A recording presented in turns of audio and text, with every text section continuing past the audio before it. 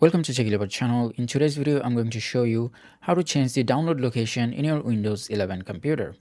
Now, the first thing that you have to do is just open up your File Explorer.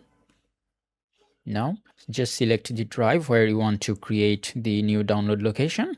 And in my case, I'll create it in the E drive. So I'll just enter E drive.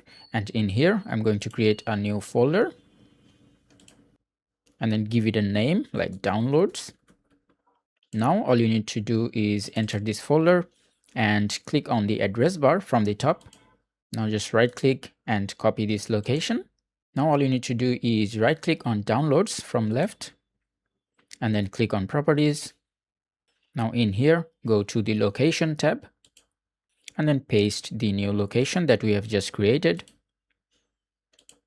Click on apply. Now Windows will ask you if you want to move all your old downloads to the new location, and in my case I'll just say yes. And once the move is complete, you can just click on OK. And now, as you can see, we have the new download location in our E drive. And that is how you can change the default download location in your Windows 11 laptop or PC. I hope this video was helpful. If it was, please give it a thumbs up and don't forget to subscribe.